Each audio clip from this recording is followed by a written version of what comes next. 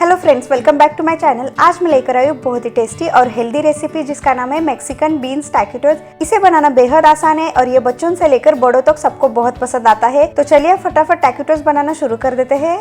तो यहाँ पे मैंने बीन्स को रात भर पानी में भिगो कर रख दिया था। तो यहाँ पे मैंने पिंटो बीन्स और ब्लैक बीन्स लिया है। आप चाहे तो कोई भी बीन्स का यूज कर सकते हैं। तो यहाँ पे हमें कम से कम 7 से 8 घंटे के लिए, या फिर अगर आपके पास टाइम नहीं है तो आप इसे गर्म पानी में 4 से 5 घंटे के लिए भिगो कर रख सकते हैं। तो अब हम यहाँ पे इसे अच्छे से वॉश कर लेते हैं और इसका पूरा पानी निकाल देते हैं। तो ये देखिए, यहाँ पे मैंने इसे 1 से 2 बार अच्छे से वॉश कर लिया है और इसका पूरा पानी निकाल दिया है। तो यहाँ पे हमें एक प्रेशर कुकर लेना है। अब इस प्रेशर कुकर में हम ये भिगोया बीन्स को डाल देते हैं। अब इसके बाद डाल देते हैं 1 से 2 ग्लास पानी। तो यहाँ पे मैंने 2 ग्लास पानी डाल दिया है। तो अब हम यहाँ पे प्रेशर कुकर का ढक्कन लगा के इसे 7 से 8 सीटी आने तक पका लेते हैं। जब तक यहाँ पे ये बीन्स पकता है तब तक हम चलते हैं अगले प्रोसेस में। तो यहाँ पे हम टॉर्टिलास बना लेते हैं। तो इसके लिए यहाँ पे मैंने एक बाउल लिया है। अब इसमें हम डाल देते हैं 2 कप गेहूं का आटा। तो यहाँ पे हम हेल्दी तरीके से बना रहे हैं। आप चाहे तो मैदे का भी यूज कर सकते हैं, नहीं तो कॉर्नफ्लोर का भी यूज कर सकते हैं। अब इसमें हम डाल देते हैं आधी छोटी चम्मच नमक, या फिर आप अपने टेस्ट के अकॉर्डिंग डालें। अब इसमें ही डाल देते हैं आधी छोटी चम्मच बेकिंग पाउडर। अब हम यहाँ पे इन सारे इंग्रेडिएंट्स को अच्छे से एक बार मिक्स कर लेते हैं। तो यहाँ पे ये सारे एक बार अच्छे से मिक्स हो जाने के बाद तो इसमें हम डाल देते हैं पानी और इसे अच्छे से गूंद लेते हैं। जैसे हम नॉर्मली चपाती के लिए आटा गूंदते हैं, सेम उसी तरीके से सॉफ्ट आटा गूंद कर तैयार कर लेना है। बीन्स टैकोस बहुत ही हेल्दी और बहुत ज्यादा न्यूट्रिशियस से भरपूर रेसिपी है। तो आप इसे एक बार बनाकर जरूर ट्राई करें। आप इसे बच्चों के टिफिन के लिए भी दे सकते हैं, बच्चों को ये बहुत ज्यादा पसंद आ जाएगा। तो ये देखिए, यहाँ पे मैंने इसे अच्छे से गूंद लिया है और यहाँ पे आप देख सकते हैं कि हमें इस तरीके से सॉफ्ट आटा गूंद कर तैयार कर लेना है। तो अब हम इसे कवर करके 10 से 15 मिनट के लिए साइड में रख देते हैं। तो अब हम पिको दी गाला बनाते हैं। तो इसके लिए यहाँ पे मैंने एक बाउल लिया है। अब इसमें हम डाल देते हैं आधा कप बारीक कटा हुआ टमाटर, साथ में ही डाल देते हैं आधा कप बारीक कटा हुआ प्याज। अब इसके बाद डाल देते हैं एक बारीक कटी हुई हरी मिर्च, या फिर आप अपने टेस्ट के अकॉर्डिंग हरी मिर्च डाल सकते हैं। और इसमें हम डाल देते हैं 2 से 3 बड़े चम्मच धनिया पत्ता, आधी छोटी चम्मच नमक डाल देते हैं, या फिर आप अपने टेस्ट के अकॉर्डिंग नमक डालें। अब हम यहाँ पे इन सबको एक बार अच्छे से मिक्स कर लेते हैं। आप चाहे तो इसे सालसा भी कह सकते हैं, लेकिन यहाँ पे इसे मैक्सिकन में पिको दी गाला बोलते हैं और इसे बनाना बेहद आसान है और ये बहुत ज्यादा टेस्टी लगता है। तो यहाँ पे इसे अच्छे से मिक्स करने के बाद अब लास्ट में इसमें डाल देते हैं 1 से 1.5 चम्मच इतना नींबू का रस। पिको दी गाला में मेन इंग्रेडिएंट होता है नींबू का रस। तो यहाँ पे हमें नींबू का रस थोड़ा सा ज्यादा ही इस्तेमाल कर लेना है और इसे अच्छे से मिक्स कर देना है। तो यहाँ पे आप देख सकते हैं ना कि पिको दी गाला बनके तैयार है और दिखने में एकदम परफेक्ट दिखने लगा है। तो अब हम इसे साइड में रख देते हैं और अब चलते हैं अगले प्रोसेस में। तो ये देखिए, यहाँ पे 10 से 15 मिनट हो जाने के बाद आटे को हम एक बार फिर से गूंद लेते हैं ताकि जो आटा है थोड़ा सा और भी चिकना हो जाए। तो यहाँ पे आप देख सकते हैं ना कि आटा कितना सॉफ्ट और परफेक्ट गूंद चुका है। तो अब हम यहाँ पे इसके छोटे छोटे बॉल्स बनाकर तैयार कर लेते हैं। जैसे हम नॉर्मली पूरी बनाते हैं उसी तरीके से सेम उतना ही साइज का हमें यहाँ पे टॉर्टिलास बनाकर तैयार कर लेना है। तो यहाँ पे मैंने सारे आटे के बॉल्स अच्छे से तैयार कर लिया है। अब हम इसे एक बाउल में निकाल देते हैं और यहाँ पे हमें एक आटे का बॉल्स लेते हैं। तो ये देखिए, यहाँ पे हमें हाथ में लेके इसे अच्छे से गोल कर देना है। इसके बाद हम यहाँ पे इसे रख देते हैं और इसके ऊपर हम थोड़ा सा सूखा आटा छिड़क देते हैं। अब हम यहाँ पे इसे अच्छे से बेल लेते हैं। तो हमें यहाँ पे इसे एकदम पतला बेल लेना है, हो सके उतना हमें यहाँ पे इसे पतला बेलना है। टैकोस बहुत ज्यादा हेल्दी है, तो इसमें बहुत ज्यादा प्रोटीन और फाइबर है। तो आप इसे बच्चों के लिए बना सकते हैं। आप चाहे तो इसमें आपकी पसंद के वेजिटेबल्स को भी ऐड कर सकते हैं। तो ये देखिए, यहाँ पे मैंने टॉर्टिलास को अच्छे से बनाकर तैयार कर लिया है। तो यहाँ पे मैं आपकी इसकी थिकनेस भी दिखा देती हूँ। तो ये देखिए, यहाँ पे मैंने इसे कितना पतला रोल कर दिया है। तो यहाँ पे मैं इसे एक प्लेट में रख देती हूँ। तो इसी तरीके से हम बाकी के टॉर्टिलास को भी बनाकर तैयार कर लेते हैं। तो ये देखिए, यहाँ पे मैंने फिर से एक आटे का बॉल लिया है। अब हम यहाँ पे इसे भी हाथ में लेके थोड़ा सा राउंड कर देते हैं। अब हम यहाँ पे इसे एकदम पतला रोल कर देना है। याद रहे कि हो सके उतना हमें यहाँ पे इसे पतला रोल कर देना है। तो ये देखिए, यहाँ पे मेरा ये सेकंड टॉर्टिलास भी अच्छे से बनके तैयार है। तो इसे भी मैं एक प्लेट में रख देती हूँ और इसी तरीके से हम सारे टॉर्टिलास को अच्छे से बनाकर तैयार कर लेते हैं।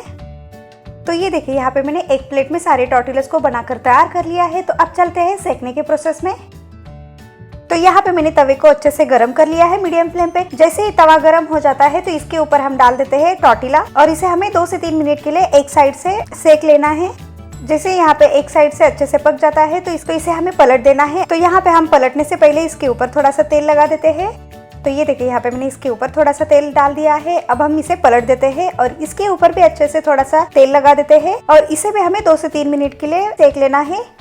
तो ये देखिए यहाँ पे एक टॉर्टिला दोनों साइड से अच्छे से सेक चुका है। तो अब हम यहाँ पे इसे एक प्लेट में निकाल देते हैं और इसी तरीके से बाकी के टॉर्टिलेस को अच्छे से सेक लेते हैं।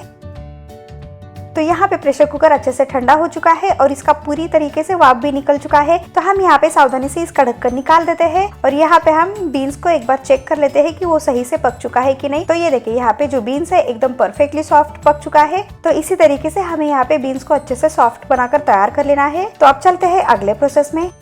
टैकोस की फीलिंग बनाने के लिए यहाँ पे मैंने पैन को अच्छे से गर्म कर लिया है मीडियम फ्लेम पे। जैसे पैन गर्म हो जाता है तो इसमें हम डाल देते हैं 1 चम्मच बटर और साथ में ही डाल देते हैं 1 चम्मच तेल, ताकि जो बटर है वो जले नहीं। तो इसके बाद हम इसमें डाल देते हैं 1 चम्मच अदरक लहसुन। तो यहाँ पे मैंने इसे अच्छे से बारीक चॉप कर दिया है। आप चाहे तो अदरक लहसुन का पेस्ट भी यूज कर सकते हैं। तो इसे हमें कुछ सेकंड के लिए फ्राई कर लेना है ताकि जो अदरक लहसुन है इसका कच्चापन निकल जाए।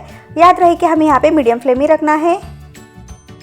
तो अब इसके बाद डाल देते हैं एक बारीक कटा हुआ प्याज। तो अब हम इसे भी 1 से 2 मिनट के लिए फ्राई कर लेते हैं, या फिर तब तक फ्राई करें जब तक जो प्याज है दिखने में थोड़ा सा ब्राउनिश या फिर इसका कलर थोड़ा सा चेंज हो जाए। यहाँ पे कुछ मिनट हो जाने के बाद जो प्याज है दिखने में थोड़ा सा ट्रांसपेरेंट दिखने लगा है। तो हमें यहाँ पे इतना ही इसे पका लेना है। तो अब इसके बाद इसमें हम डाल देते हैं बीन्स जो हमने बॉईल करके रखा था। अब हम यहाँ पे इसे अच्छे से मिक्स कर लेते हैं। तो ये देखिए यहाँ पे जो बीन्स है वो एकदम प्याज के साथ अच्छे से मिक्स हो चुका है। तो अब इसके बाद इसमें हम डाल देते हैं 1 चम्मच लाल मिर्च पाउडर, या फिर आप अपने टेस्ट के अकॉर्डिंग लाल मिर्च पाउडर डाल सकते हैं। और इसके बाद डाल देते हैं 1 चम्मच रेड चिली फ्लेक्स और साथ में ही डाल देते हैं 1 चम्मच ओरिगेनो। आधी छोटी चम्मच ब्लैक पेपर पाउडर डाल देते हैं। अब इसमें हम डाल देते हैं 1 चम्मच नमक, या फिर आप अपने टेस्ट के अकॉर्डिंग नमक डालें। इन सबको एक बार अच्छे से मिक्स कर लेते हैं। तो इसमें हम डाल देते हैं 1/4 कप पानी और पानी डालने के बाद भी इसे एक बार अच्छे से मिक्स कर लेना है। और यहाँ पे हमें बीन्स को अच्छे से स्मैश कर लेना है। आप चाहे तो स्पून से कर सकते हैं, नहीं तो स्मैशर से भी आप इसे स्मैश कर सकते हैं। लेकिन याद रहे कि जो स्टफिंग है हमें यहाँ पे एकदम स्मूथ चाहिए। तो ये देखिए यहाँ पे मैंने इसे अच्छे से स्मैश कर लिया है और दिखने में एकदम स्मूथ दिखने लगा है। तो इसी तरीके से हमें यहाँ पे स्टफिंग को एकदम स्मूथ बनाकर तैयार कर लेना है। अब लास्ट में इसमें हम डाल देते हैं धनिया पत्ता। धनिया पत्ता डालने से खुशबू बहुत ही बढ़िया आता है। और साथ में ही डाल देते हैं आधी छोटी चम्मच चाट मसाला। चाट मसाला डालने से एक चटपटा टेस्ट आ जाता है। अब हम यहाँ पे इन दोनों को एक बार अच्छे से मिक्स कर लेते हैं। तो यहाँ पे हमारे टेस्टी टैकोस का स्टफिंग बनके तैयार है। तो गैस को बंद कर देते हैं और इसे ठंडा होने के लिए छोड़ देते हैं। तब तक चलते हैं अगले प्रोसेस में। तो अब बनाते हैं टेस्टी एवोकाडो सॉस। तो इसके लिए यहाँ पे मैंने एक एवोकाडो लिया है। अब हम यहाँ पे इसे बीच में से कट कर देते हैं। तो ये देखिए जैसे मैंने वीडियो में दिखाया है इस तरीके से हमें यहाँ पे इसे कट कर देना है। अब ये जो बीज है इसे निकाल देते हैं। अब हम यहाँ पे इसे कट करके एक ब्लेंडिंग जार में डाल देते हैं। तो यहाँ पे मैंने एवोकाडो को कट करके ब्लेंडिंग जार में डाल दिया है।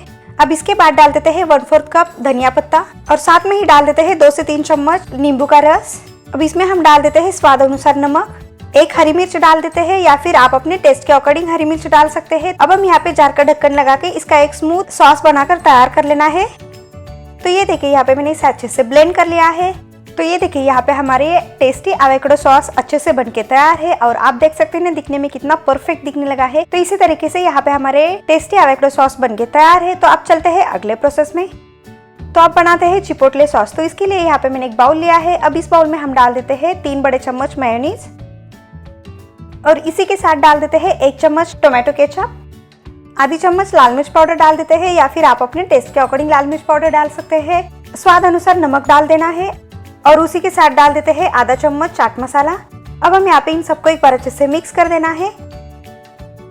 चिपोटले सॉस बनाना बहुत ही आसान है। तो ये देखिए यहाँ पे हमारा ये टेस्टी चिपोटले सॉस बनके तैयार है। तो हम यहाँ पे इसे साइड में रख देते हैं और अब चलते हैं अगले प्रोसेस में।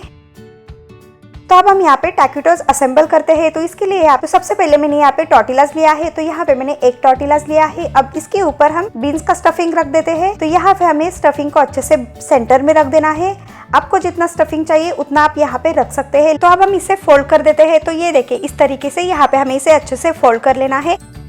तो यहाँ पे हमें इसे थोड़ा सा प्रेस करके फोल्ड कर देना है। तो यहाँ पे मैं आपको ये सेकंड भी दिखाती हूँ। तो यहाँ पे हमें बीच में स्टफिंग को रख देना है। इसके बाद इसे अच्छे से थोड़ा सा प्रेस करके फोल्ड कर देना है। इस तरीके से यहाँ पे हमारे सारे टैकोस को अच्छे से फिल कर लेना है।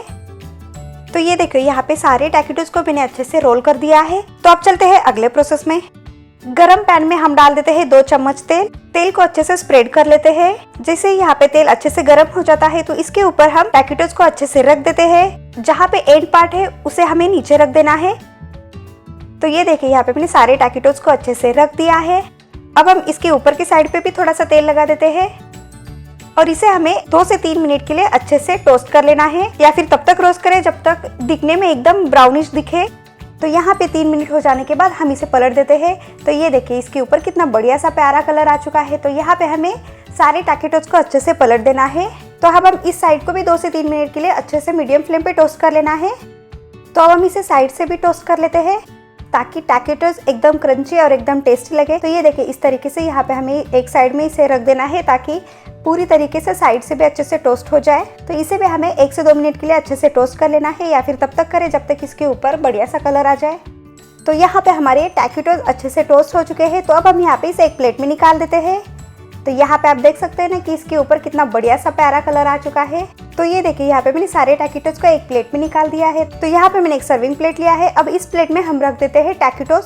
तो यहाँ पे आप देख सकते हैं ना कि दिखने में इसका कलर कितना बढ़िया दिखने लगा है। तो यहाँ पे अब हम प्लेट को अच्छे से सजा देते हैं ताकि दिखने में एकदम बढ़िया सा रेस्टोरेंट जैसा दिखे। तो इसके ऊपर हम एवोकाडो सॉस को अच्छे से स्प्रेड कर देते हैं। तो ये देखिए इस तरीके से यहाँ पे हमें एवोकाडो सॉस को अच्छे से डाल देना है।